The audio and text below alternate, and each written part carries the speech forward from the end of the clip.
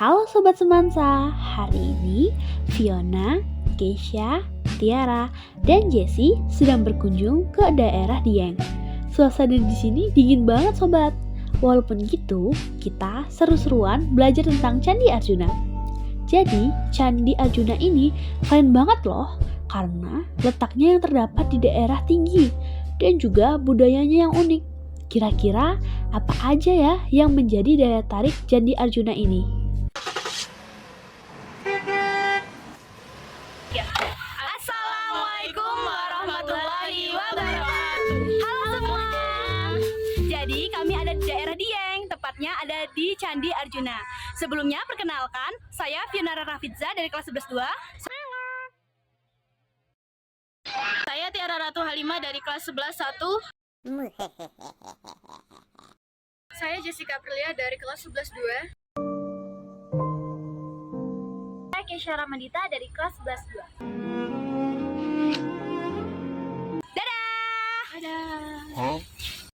Oke sobat, sebelum kita masuk ke kawasan kompleks Candi Arjuna, kita harus pakai sarung dengan identitas Dieng. Pakainya harus benar ya, tidak boleh terbalik. Candi Arjuna terletak di Desa Dieng Kulon, Kecamatan Bantur, Kabupaten Banjarnegara, Provinsi Jawa Tengah.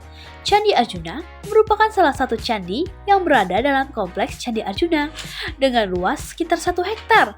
Sehingga kompleks Candi Arjuna ini menjadi area candi yang paling luas di daerah Dieng. Dieng terdiri dari kata di, dapat berarti tempat atau gunung, dan hyang bermakna dewa. Dengan demikian, Dieng berarti gunung tempat bersembahyang para dewa. Gunung sebagai tempat suci atau tempat bersembahyang roh nenek moyang sudah dikenal sejak masa prasejarah. Jutaan tahun silam, Dieng itu merupakan gunung purba yang sangat besar dengan induk gunungnya Gunung Perahu di sebelah sana. Lalu, karena adanya aktivitas vulkanik dari gunung tersebut, maka terjadilah amblasan permukaan bumi. Ya, jadi permukaannya amblas dan terbentuklah kaldera. Tahu kaldera enggak? Kaldera itu cekungan yang terbentuk karena adanya aktivitas dari gunung berapi atau aktivitas vulkanik. Bisa itu letusan, bisa itu amblasan. Nah, kebetulan yang terjadi di Dieng itu amblasan permukaan bumi. Makanya adik-adik daerah nih, di sekeliling kita itu dikelilingi oleh pegunungan. Artinya kita tepat berada di tengah-tengahnya. Sekarang kita berada di kompleks Candi Arjuna, ya. Di mana teman-teman lihat di depan kita ada berapa candi ayo? 3. Yakin? 5. Ada 5 candi, ya. Candi apa aja? 1 Candi Arjuna, Candi Semar, Candi Srikandi. Mohon maaf, Candi Srikandi sedang dalam tahap restorasi. Lalu ada Candi Puntadewa dan Candi Sembadra. Kira-kira mengapa ya candi di kompleks Candi Arjuna ini ukurannya lebih kecil dibandingkan candi lainnya? Jadi secara kasat mata sebenarnya kita sudah bisa perkirakan. Jadi candi-candi yang ada di Dieng ini dulunya digunakan memang untuk beribadah, bahkan sampai sekarang. Sedangkan Candi Prambanan itu memang merupakan, selain tempat suci, merupakan simbol kemegahan, kejayaan, dan kemenangan umat Hindu saat itu.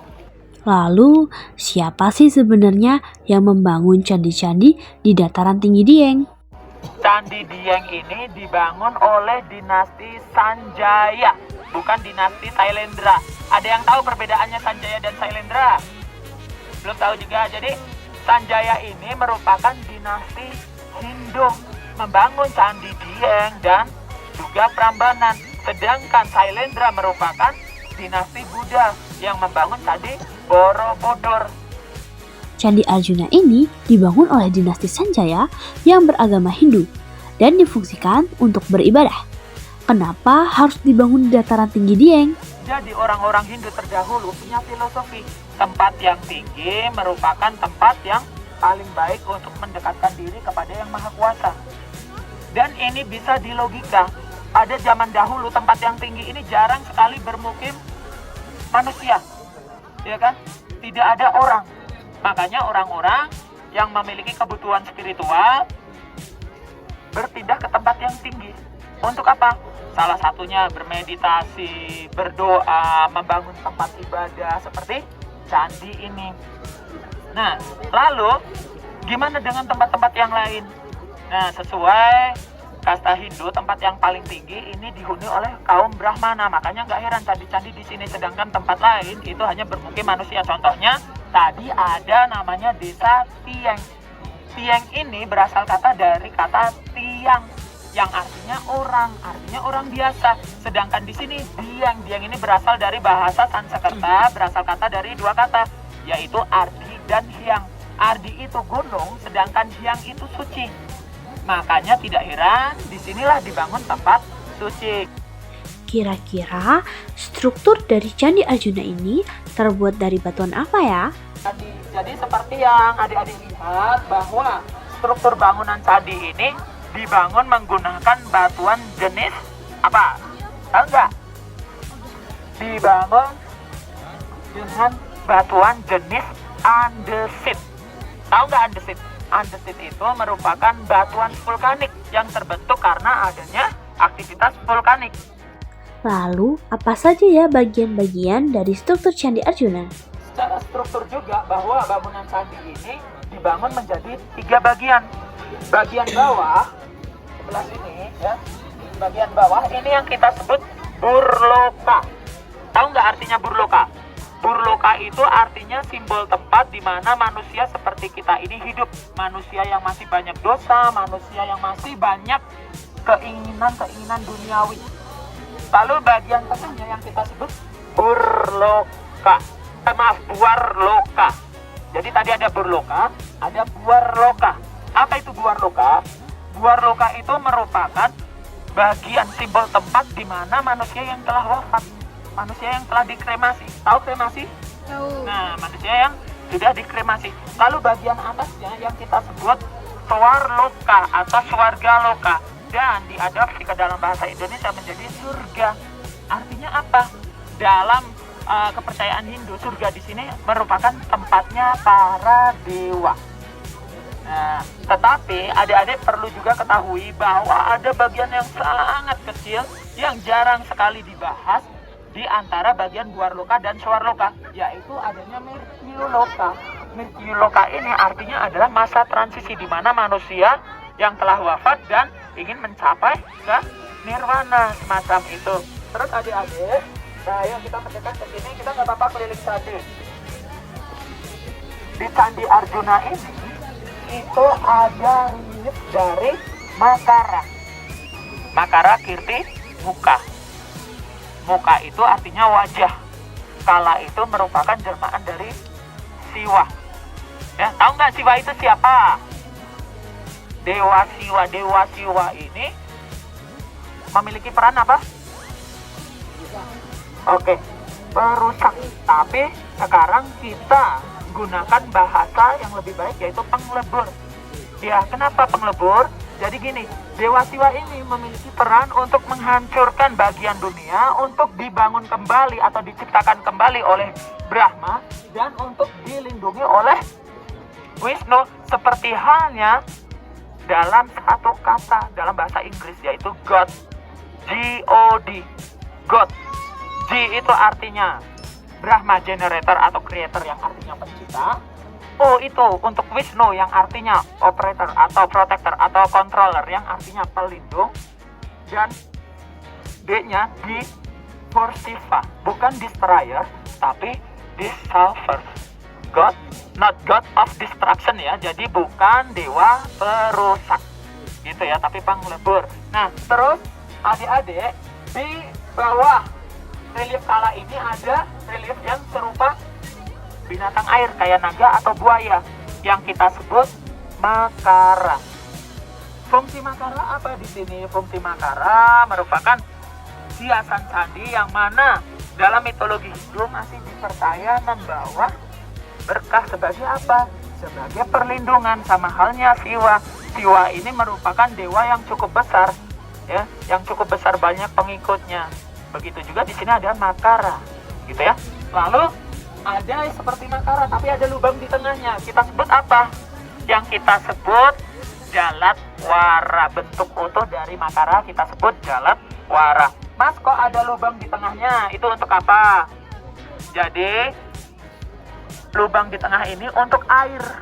Air dari mana? Air dari atap candi menetes ke tengah yoni. Bapak tahu yoni? Yoni itu merupakan simbol dari apa ya, lebih tepatnya merupakan salah satu karakteristik yang terdapat dalam candi Hindu. Yoni, ada lingga. Nah, itu pasangan, simbol awal mula kehidupan ya. Nah, air jatuh ke situ. Kenapa air harus ke yoni? Karena air ini merupakan simbol kehidupan. Jatuh setelah memenuhi lubang di yoni tersebut akan keluar melalui serat yoni dan nanti akan keluar melalui lubang jalatwara. Kira-kira gimana ya Candi Arjuna bisa ada sampai sekarang? Beberapa juta tahun, maksud saya beberapa juta tahun kemudian datanglah orang-orang Hindu pada abad pertengahan abad ke-7 ya kan, ke sini dan membangun candi-candi di sini. Nah, setelah dibangun candi di sini, berlari lagi nih ke abad sekitar abad 13-14. Umat Islam datang ke sini. Lalu orang-orang Hindu ini mulai terdesak dan akhirnya bergeser ke timur. Kebetulan dulu yang bermukim di sini adalah para Brahmana yang tidak bisa menerima ajaran baru. Karena apa? Sudah sangat kokoh dengan ajarannya. Sudah sangat menyatu dengan ajarannya. Hingga akhirnya karena terdesak tersebut, akhirnya bergeser ke arah timur. Timur paling dekat dengan kota Wonosobo adalah daerah Temanggung. Makanya di Temanggung, gak heran, masih kita dapati ada orang Hindu dan Buddha. Sedangkan di Dieng itu mayoritas sudah Muslim. Ya, nah terus tempat paling jauh mana? Tempat paling jauh ke Bali. Makanya tadi kakak cerita bahwa orang-orang Bali ini sering kesini melakukan upacara tirtayatra sebagai ungkapan syukur ke leluhur. Gitu lah. Ya. Nah, terus karena candi ini ditinggalkan oleh orang Hindu, ya kan, artinya candi ini terabaikan, tidak terawat.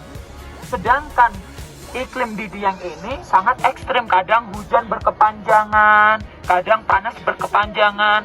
Sudah begitu tanah-tanah di sini tanah-tanah labil yang mudah longsor, terjadi erosi, sehingga akhirnya candi-candi ini pun tergenang oleh air. Nah kan, tergenang oleh air dan lumpur. Baru pada tahun 1814 ditemukan oleh seorang fotografer dari Inggris bernama H.C. Cornelius, di mana Cornelius ini menemukan tempat ini dan dilaporkan ke Hindia Belanda. Kenapa ke Hindia Belanda? Karena saat itu Indonesia sebagian besar dikuasai oleh Hindia Belanda. Hingga akhirnya baru pada tahun 1856 candi-candi di sini dikeringkan. Cara pengeringannya gimana? Dengan pengeringan kita aktifkan kembali ya aluran-aluran air, saluran-saluran air, dengan ditemukannya adanya gangsiran Aswatama. Tahu gangsiran nggak? Gangsiran itu merupakan jalan air. Dulu gangsiran ini digunakan untuk metode irigasi, Pak. Ya, nah, diaktifkan kembali. Maka ditemukanlah candi-candi ini. Dan menurut para ahli sejarah dan arkeolog, dulu sempat ditemukan dulu sempat dibangun, perkiraan ya, ada sekitar 400 candi. Tetapi yang ditemukan dan bisa dilihat hanya ada beberapa, termasuk 5 diantaranya adalah kompleks Candi Arjuna, yaitu candi apa aja? Arjuna, Semar, Srikandi, Srikandi, terus Puntadewa dan Sembadra. Sebenarnya ada nggak sih upacara ritual keagamaan yang ada di Candi Arjuna? Air ini juga masih dipercaya suci. Tadi kakak bilang digunakan untuk upacara ritual keagamaan tertentu. Ada lagi untuk upacara ritual pemotongan rambut Gimbal. gimbal. Tapi yakin rambut gimbal? Kayaknya sih. Betul, rambut gimbal, tetapi bahasa aslinya adalah gembel. Oh ya, Kenapa gimbal. kita pakai gimbal? Untuk mempermudah menyamakan persepsi bagi wisatawan-wisatawan dari luar kota yang tidak bisa berbahasa Jawa. Makanya kita sebut gimbal. Karena kalau kita lihat gembel di Kamus Besar Bahasa Indonesia, gembel ini memiliki makna yang kurang baik gitu ya, makna yang negatif. Nah, makanya kita gunakan kata gimbal. Nah, anak gimbal ini merupakan salah satu ikon yang terdapat di dataran tinggi Dieng. Rambut gimbal yang menempel dan tumbuh di kepala anak-anak di sana dianggap sebagai sukarta atau sesuatu yang harus dibuang. Disebut gimbal Lalu karena rambut lengket, aut-autan menyerupai rambut gelandangan yang tidak pernah dikeramas. Akan tetapi, rambut tersebut tumbuh alami pada anak-anak dataran tinggi Dieng.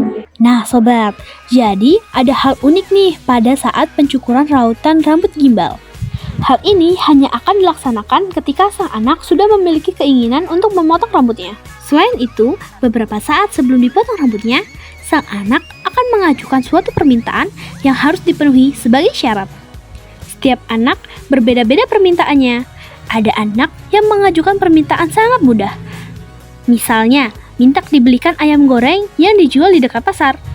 Akan tetapi, ada juga seorang anak yang mengajukan permintaan yang mahal. Misalnya dibelikan handphone dengan gambar buah apel. Wah, seru banget ya belajar tentang Candi Arjuna. Kalau kamu jadi anak gembel, terus dikasih satu permintaan yang pasti diturutin, kamu mau minta apa sobat? Dengan ini, tugas P5 kami dengan materi Candi Arjuna telah selesai. Kami akhiri. Wassalamualaikum warahmatullahi wabarakatuh. See you!